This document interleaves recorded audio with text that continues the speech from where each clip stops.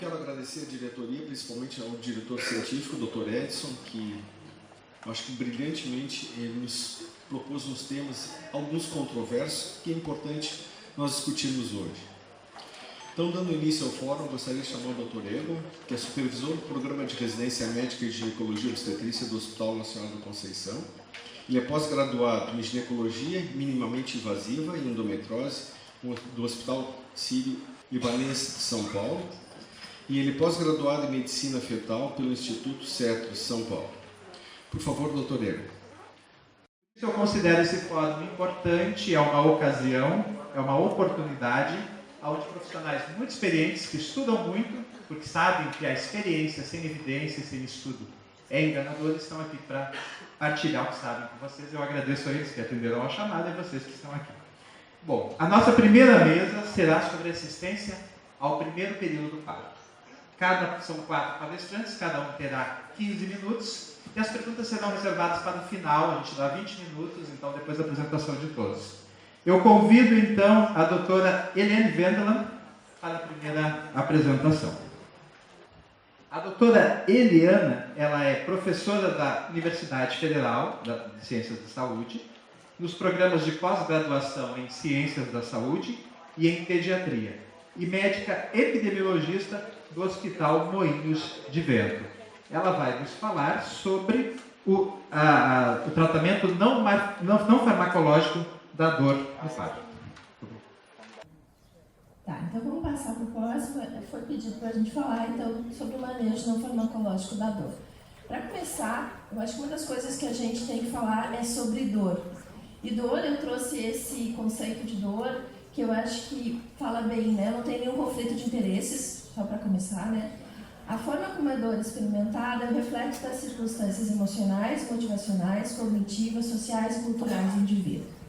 Começando a dizer isso, a gente sempre tem que dizer que tudo que a gente falar aqui em dor, todas as meta-análises que eu for apresentar para vocês, tem que lembrar disso aqui. Por quê? Porque elas são feitas num determinado contexto. E essa evidência, ela pode mudar conforme o contexto onde esse procedimento for aplicado. Pode passar o próximo. A gente sabe que existe uma lacuna entre as experiências vividas, as expectativas, as experiências vividas pelas mulheres, né? E que elas são inadequadamente preparadas para a realidade da dor do parto e incapazes de fazer escolhas esclarecidas acerca do manejo. Isso quem disse não sou eu, mas isso já foi dito lá em 2008, numa publicação do BMC Medicine, onde se chegou a essa conclusão. A Lely, que é uma pessoa que estuda bastante essa área, chegou a essa conclusão. Então, eu estava até agora há pouco conversando com um colega aqui, será que a gente está cumprindo esse papel de dar para as pacientes a expectativa que elas têm sobre esse momento de parto? Pode passar o próximo. E começa por aqui. Medir dor é uma coisa difícil. Como que a gente mede a dor? E mesmo os estudos que existem, eles usam diferentes escalas sobre dor. Então aqui eu trouxe só 2 para vocês verem, que é o que a gente fala em heterogeneidade de medidas. Então muitas vezes as meta-análises falam que os estudos são heterogêneos. Mas o que quer dizer isso? Isso realmente importa, não importa? O que eles estão falando quando eles querem dizer isso? Eles querem falar que a gente está fazendo diferentes medidas. A gente pode não estar medindo exatamente a mesma coisa em todos os estudos. Isso é importante, não é importante quando a gente fala de dor? O que é mais importante? É uma medida mais objetiva ou é como a paciente se sente em relação àquela dor? Próximo. E os métodos utilizados, então, no controle da dor? A gente tem várias coisas, e eu acho que ele pegou a minha apresentação errada, mas a gente pode seguir nessa, né? Local de parto, posição e movimentação materna, tem bola, tem água, tem imersão, tem chuveiro, injeção de solução salina, acupuntura e acupressura, tem estimulação nervosa elétrica, música, analgesia, aromaterapia, biofeedback. Agora foi, desculpa. Métodos de relaxamento, hipnose, peanut ball. Então tem algumas outras coisas novas que também acabaram surgindo aqui. Existem várias revisões da Cochrane, e eu me foquei em revisões, por quê? Porque existe muita coisa na literatura, então eu fui porque a gente pode dizer que já é um nível maior de evidência, que são as revisões temáticas e meta-análises, e existe inclusive uma overview, que a gente chama, né? A Cochrane fez então um overview. O que é isso? Eles juntaram todas as revisões sistemáticas que existiam no tema, e a partir das revisões sistemáticas se fez uma análise do que tinha sido publicado. A gente vai falar de overviews. Essa aqui foi de 2012 e a do Charlotte, que é uma das principais revisões sistemáticas que existem, foi de 2014, onde a gente tinha 15 revisões aqui, 257 artigos, mais 3, aqui foram 57 artigos, 45 desfechos avaliados. Agora, em 2018, saiu um update dessa revisão, é isso que não está aqui, né, que eu acho que acabou pegando a revisão, a aula mais antiga. Tem um update dessa revisão que saiu em 2018, incorporando algumas poucas coisas novas, mas assim, mantendo as coisas que tinham. O que acontece? É outro balanço que a gente precisa fazer entre a quantidade de informação que é produzida e a qualidade da informação que é produzida. Isso também é uma coisa importante da gente olhar. O que pode funcionar, então? Eu separei para vocês algumas coisas que a literatura diz que pode funcionar, como local de parto, posição e movimentação materna, uso de bolas, e a mais nova delas é a Peanut Ball, né, que é uma bola um pouquinho diferente, que agora está na moda.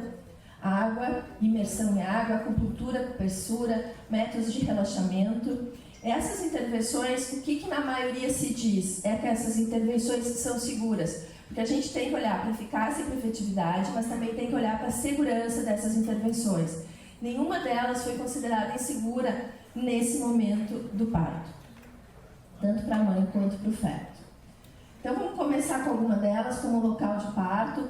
Existem mais de uma meta-análise, aqui também essa meta-análise teve um update, mostrando que o local do parto, né, a forma como a gente organiza o local do parto é importante para a mulher, é importante para ela sentir menos dor. Isso está associado com uma série de desfechos, como principalmente uso de analgesia ou anestesia, maior chance de parto normal, diminuição do tempo de trabalho de parto.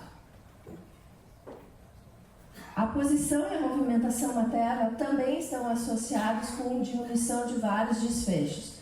No primeiro estágio do parto, que é o que a gente vai focar aqui, levam a redução do trabalho de parto, menor risco de cesariana e menor uso de analgesia, sem associação com eventos adversos, né? Essa meta-análise é de 2013 do Lancet. Vocês vão ver que várias meta-análises são dessa época. Por quê? Porque a Cochrane incentivou nessa época uma série de revisões sobre esse assunto. Algumas delas têm updates depois disso, algumas não. Quanto à bola, aqui eu acho que está a grande novidade, tem uma revisão aqui que acabou não aparecendo, que é de 2018, que diz que a bola melhora a dor, a autoeficácia e diminui o tempo de trabalho de parto, principalmente associada a essa nova bola, que é a Peanut Ball. Eu não sei se vocês conhecem, mas é uma bola, a gente chama em formato de amendoim, então não é uma bola bem redonda, né? Não é uma bola, na verdade. Quanto à água, né? O que a gente fala em água? Fala em imersão. Então, o que se tem sobre isso? E aqui também saiu um update dessa revisão de 2018, final do ano de 2018 agora, que diz que a água, durante o primeiro período do trabalho de parto, ela diminui a chance de anestesia, de analgesia, diminui o tempo desse estágio, sem aumento de eventos adversos, como infecção materna ou fetal. E com aumento de parto vaginal, e diminui a chance de cesarianas. Em 2014, ainda logo depois que saiu essa revisão, saiu um guideline da Sociedade Americana de Ginecologia e Obstetrícia, incorporando esses resultados. Então, o que eles diziam? que durante o primeiro período do parto, realmente, né, do trabalho de parto, ele tinha ganhos, e na época eles contraindicavam o parto em imersão, porque são coisas diferentes, a gente tem que olhar também. Então, o parto em imersão.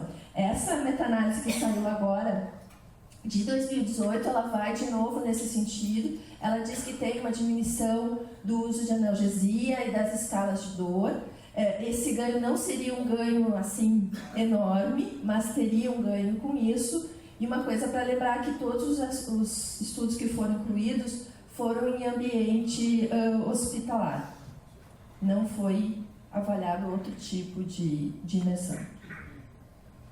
A acupuntura e a acupressura também tem vindo associado com diminuição do uso de analgesia, melhora da dor, diminuição de chance de parto instrumentado.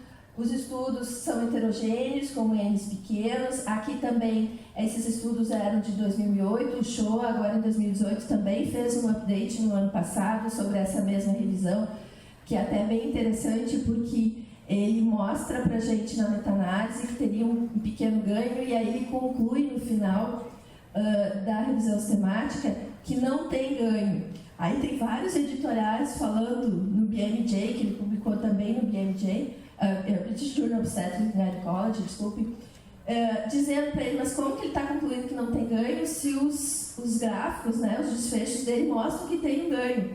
Então esse é outro problema, que quando a gente for fazer ler uma revisão sistemática meta-análise, a gente tem que ler isso de modo crítico. A gente também não pode aceitar exatamente o que vem ali. Eu sempre digo que a última coisa que eu leio é a conclusão, e eu não leio ela para tirar uma conclusão, mas simplesmente para ver se ela concorda com o que eu concluí dos resultados, né?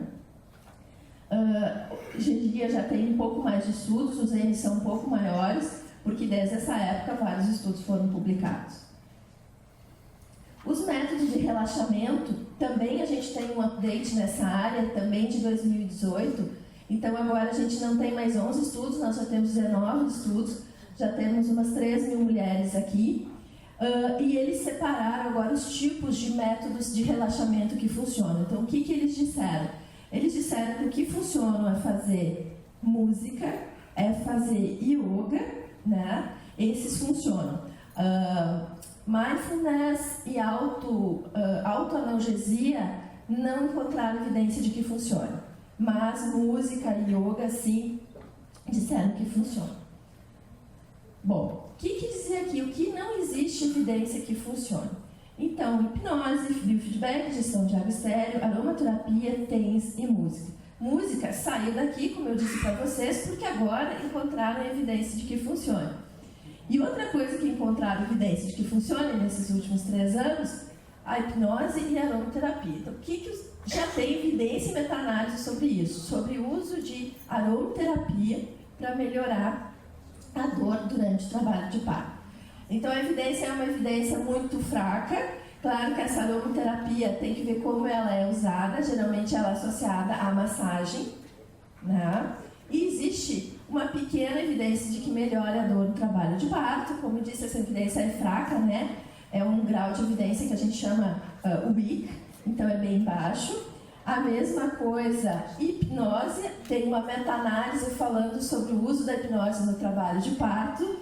É uma meta-análise da Cochrane também, e mostrando que, na verdade, a hipnose também teria um pequeno ganho, né? Não muito importante, as evidências são ruins. Então a gente tem que olhar esses resultados com parcimônia. As mulheres que foram submetidas à hipnose, elas têm uma sensação melhor em relação à dor. Então, para elas, a sensação de dor foi menor, né? E a gente tem que pensar bem o que importa, né? A sensação de dor, o quê? Tá? E a música, então, como eu disse para vocês, acabou tendo evidência nesses últimos anos. Terminando, que eu já estou com uma plaquinha aqui levantada, então existem evidências que suportam o uso de algumas terapias usadas no manejo não farmacológico da dor no trabalho de parto. Existem muitos estudos. Um dos problemas é que as evidências, elas apresentam moderado risco de viés, né? E a qualidade dessas evidências. Não existem eventos adversos associados a essas terapias todas. O nível de evidência, se a gente vai fazer o grade mudou aqui um pouquinho, então agora ele vai de baixo a alto. O que eu quero dizer para vocês? Dependendo do procedimento que a gente está avaliando e dependendo do desfecho que a gente está avaliando. Quando fala em acupuntura, por exemplo, compara o uso de acupuntura com bloqueio, existem estudos com alto grau, estudos muito bons, né? Então é considerado uma evidência alta para esse tipo. Então depende muito do que a gente está olhando e da comparação que foi estudada. E tem, para terminar, uma coisa que eu queria deixar aqui para vocês, que é uma colocação que é feita numa das revisões sistemáticas e que eu acho que é uma coisa muito importante, que são as barreiras para a implementação dessas práticas. Então existem várias barreiras para essas práticas, mesmo as que funcionam, serem implementadas. Uma delas é a falta de treinamento dos profissionais que trabalham, né, na prática obstétrica, porque as pessoas não estão treinadas para trabalhar com isso, que é o que a gente tanto fala, que é a incorporação das evidências na prática clínica. Eu acho que esse é um grande gap, né, que pode ter ali, por diferentes motivos, falta de treinamento, falta de capacidade física para implementar essas práticas, mas a gente ainda tem que admitir que existe um gap muito grande entre o que se tem de evidência científica e o que a gente consegue incorporar no dia a dia e em termos de tempo para isso chegar na prática. Então, a evidência é produzida há muito tempo antes do que a gente consegue incorporar. Obrigada.